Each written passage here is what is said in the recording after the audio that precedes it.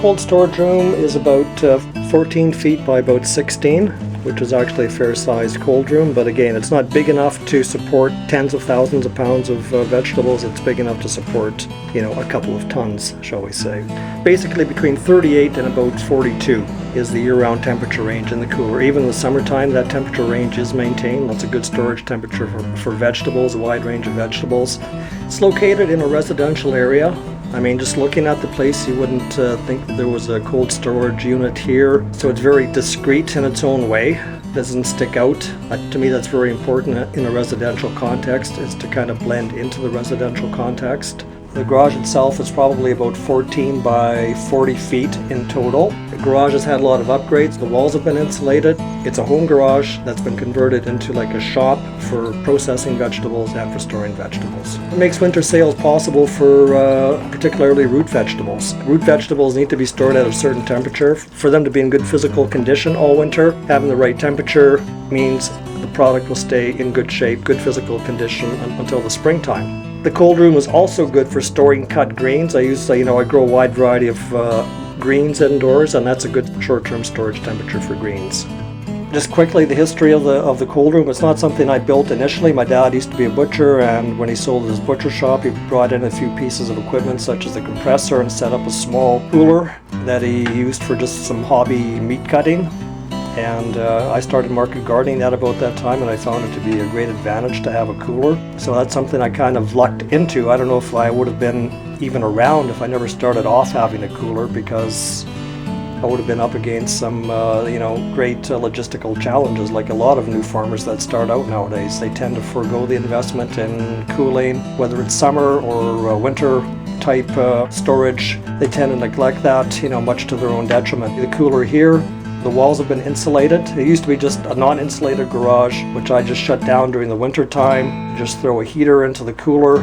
But now I'm able to use the entire garage for different things. I use the middle room here for prepping, bagging produce. I have a grow room that we'll talk about later where I grow things, and insulated garage, two mini furnaces that I put into play. A lot of the times I just run one, and that seems to keep the garage at a good temperature so that the compressor can run, and it's a good temperature for working at. We have fans in here now that improves the airflow, so a lot of modifications have been made.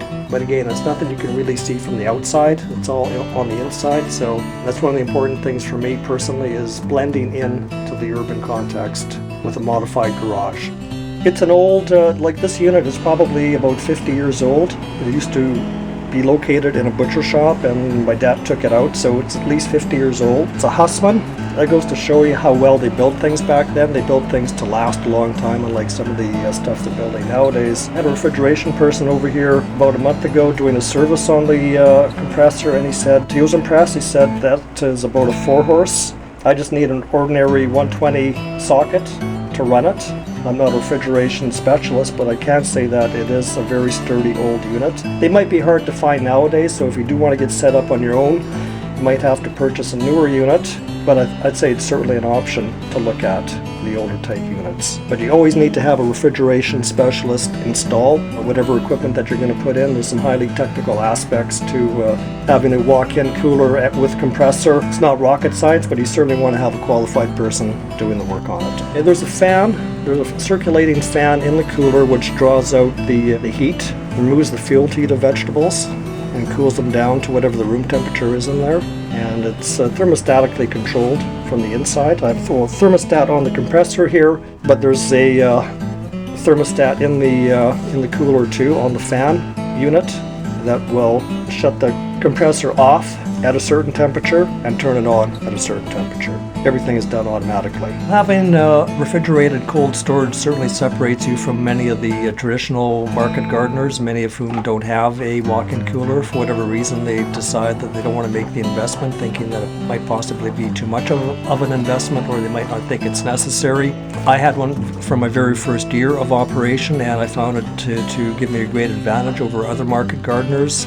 It gives you the ability to structure your workflow a lot more easily, and your produce is going to be in better shape when you do take it to market. If you don't remove the field heat from produce, and then it's not going to be as in good a shape as product that's been chilled. Field heat will break down produce and consumers are going to get a inferior product which doesn't last long at home. So I think having refrigerated storage offers those sorts of advantages. The expense doesn't need to be high, and it's going to benefit your operation in so many ways. To implement a walk-in cooler sooner rather than later in your operation. You might spend the first year without one, so I think you're better off just to get a feel for what it's like without one, but you'll certainly see the advantages once you do implement one.